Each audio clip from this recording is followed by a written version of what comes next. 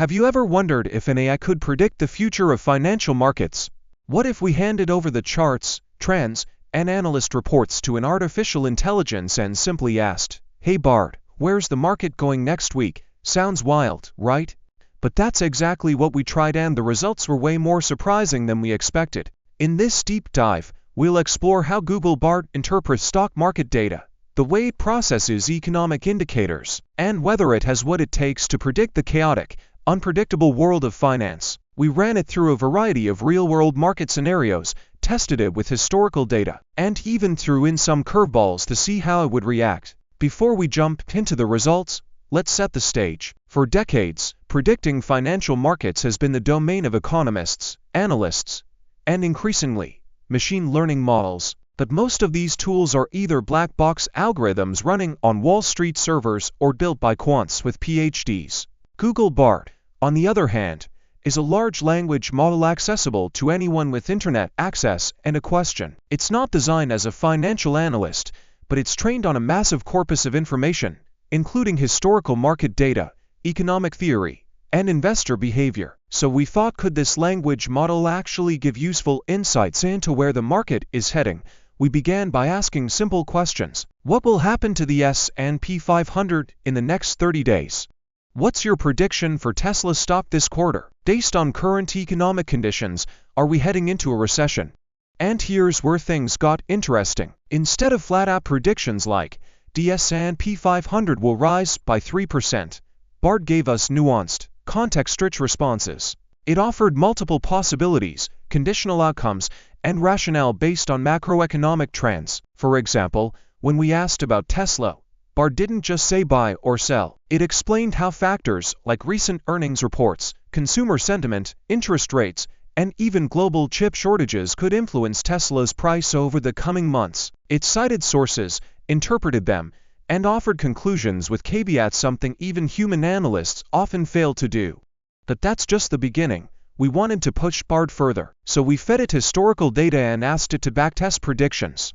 We said, "It's January 2008. What do you expect the market to do this year?" The AI scanned the context of that period: subprime mortgage crisis, housing bubble signs, rate cuts by the Fed, and remarkably, it flagged high volatility and economic downturn as likely scenarios. While it didn't specifically say Lehman Brothers will collapse, it definitely leaned toward a bearish outlook. We repeated this process for multiple dates: March 2020, just as the pandemic hit, November 2016, after the US election, and October 1987, right before Black Monday. In nearly every case, Bard offered reasoned analyses that aligned surprisingly well with the real outcomes, especially when we primed it with the right context. This brings us to a critical insight. Bard doesn't predict markets in the traditional sense. It interprets them based on available data and known patterns. Its strength lies not in generating precise price points, but in identifying plausible scenarios, which, if you think about it, is exactly what human experts do. Most seasoned investors don't predict either. They assess risks, evaluate probabilities, and prepare for multiple outcomes. Bard does something very similar. It just does it at lightning speed and with access to more information than any human could ever process at once. But let's take it a step further. We decided to test Bard against actual market models. We created mock portfolios and asked Bard to act as a portfolio advisor.